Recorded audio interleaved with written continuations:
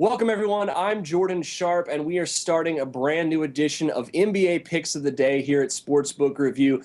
I'm no longer going to be screaming at you by myself. I'm going to be screaming at you along with Vegas Dave, who's joining me today to talk a little bit about the short slate of NBA action here tonight. 2 games on you for the return of the NBA from the All-Star break. Dave, what's going on, man? Hey, I'm doing pretty good. We'll kick it off here with the earlier of the 2 contests. Dallas Mavericks heading into Oklahoma City to play the Thunder tonight. Thunder come in as a 5 to a 5.5 point favorite, depending on which book you're looking at, with a total of 212 points. Now, some injury news update before we get going on this one. Tyson Chandler, Rajon Rondo both look like they're going to play tonight for the Mavericks, so we have to factor that in. However, Chandler only got in a limited practice, so he might be a little bit banged up still. Steven Adams still out for the Thunder here in this one, and also Amari Stoudemire just signed with the Mavericks. No word on whether or not he's going to play tonight. But with all that considered, I still think the Oklahoma City Thunder might be a pretty good play here, Dave. They're only a 5-point favorite here at home. They've been playing really good down the stretch here into the All-Star break with all their guys back and healthy. Kevin Durant and Russell Westbrook are absolutely going crazy. They're 4-1 against the spread in their last 5 games. And the Rondo trade doesn't look like it's worked out too well for the Mavericks here. And him coming back, I think, actually might be a little bit of a detriment to this team heading on the road into Oklahoma City tonight, facing a rested Thunder. What do you think of this game? Do you think the Thunder are as undervalued as I think they are? I think that a lot of the points that you said are pretty good. I just say that the Mavericks this year, 2 things. They play better without Rondo, as you mentioned, well above 500 without him, just barely above 500 with him. And then also the Mavericks have struggled against the better teams in the NBA. They are just 8-16 against the spread versus teams with a winning record. They've dropped 6 of 7 against teams with a winning record. Thunder, of course, finally have a winning record after struggling to get above 500 all year. Now, the Thunder come into this game, winners 5 of 6. And I really think that, it's just the chemistry issues with the Mavericks is a problem. And, they're on the road in this one facing a pretty hot team. Yeah, I mean, Oklahoma City is in the 9th spot right now in the West playoffs. Only a half game back of the Phoenix Suns, though, and the Suns are actively trying to trade Goran Dragic for the end of the day. That doesn't sound like a team that's going to hold off a talented squad like Oklahoma City, who just really had some bad luck later in the year. And I think they're being undervalued by the sports books just a little bit because of that, because the public still looks at the Thunder just on the surface of things and doesn't really look into it a little bit deeper like they should. So yeah, I think Oklahoma City here is the play tonight. We agree on that one, -5 if you can get it. We'll move on to the later game here tonight. San Antonio is heading into Los Angeles to play the Clippers tonight. Clippers actually are a 2.5-point dog here at home. Total of 203 points. Of course, no Blake Griffin still for the Clippers. He'll still be out a couple of weeks. This is really going to hurt, I think, LA's playoff chances because I think this almost kills any chance they had of getting that 4 seed and actually getting a home playoff series in the first round. DeAndre Jordan's been dominant, but now against the Spurs team that's been top 3 in defense all season, according to most every ranking you see, both points per game given up, defensive rating, et cetera, et cetera. I think the Spurs could possibly hold down the Clippers here tonight. I think you're looking at a trap line here. I think the sportsbooks are going to look at Joe Public and want them to take those 2.5 points here. Do you think the smarter side of this one is to go with -2.5 on the Spurs here?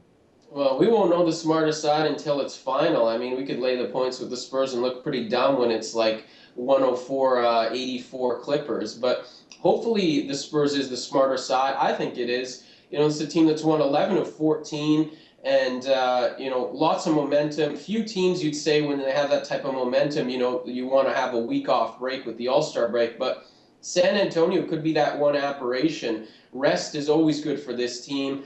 I mentioned they won 11 of 14. Defense has been fantastic in that stretch, allowing less than 92 points per game.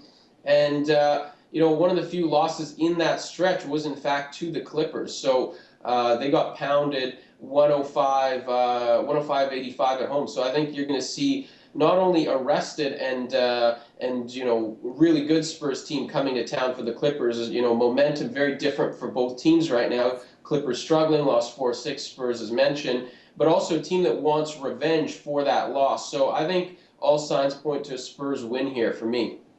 I'm also, I think, a huge factor for this game as well. I don't know what you think about this. And I'm not sure. You mentioned the last time these 2 teams played, the Clippers really dominated Kawhi Leonard, backed obviously for this one, has been playing outstanding since his return from injury. And the Clippers just give up points in bunches to wing players. And I don't see anybody on their team stopping Kawhi Leonard tonight. He could have an outstanding night. Once the player props come out as well, I think he could actually have a pretty good play on the over, either points or points and rebounds, whichever line you can get. What do you think about Kawhi Leonard tonight and his chances of having a big game?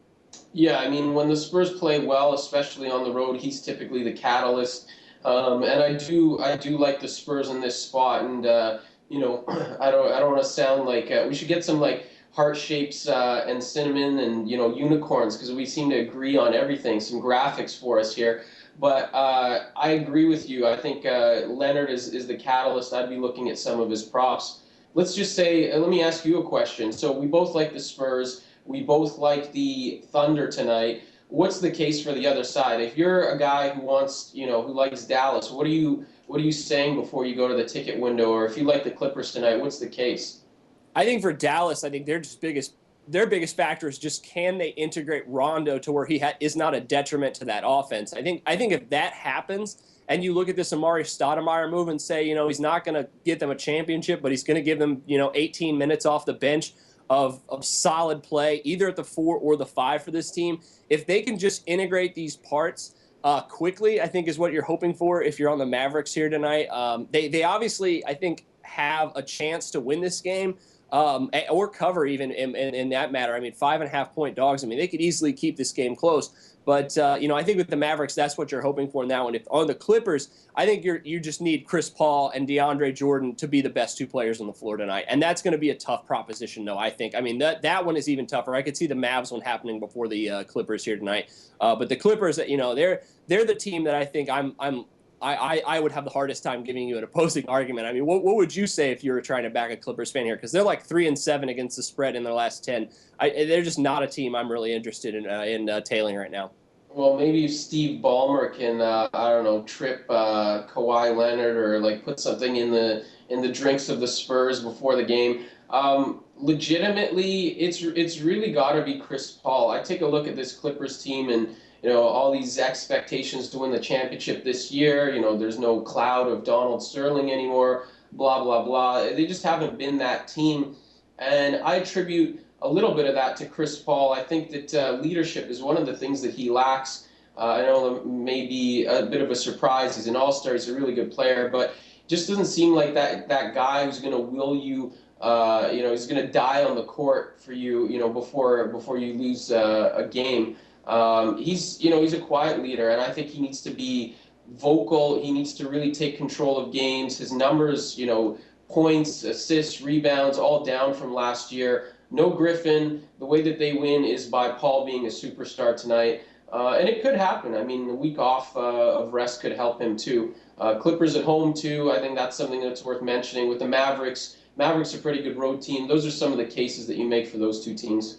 Yeah. Clippers with a Steve Ballmer, maybe a pep talk before the game or something could get this team. I don't know that. I don't know what I could give you there, honestly. But yeah, Chris Paul, I agree with you. He's got to be the best player on the floor tonight for the Clippers to have a chance here at that. Well, that'll do it for our NBA picks of the day. Thanks to Vegas Dave. I'm Jordan Sharp. What do you guys think on tonight's short NBA slate? Make sure you comment below with your picks and where you're looking at here for our value here tonight. But until next time, these have been your NBA picks of the day.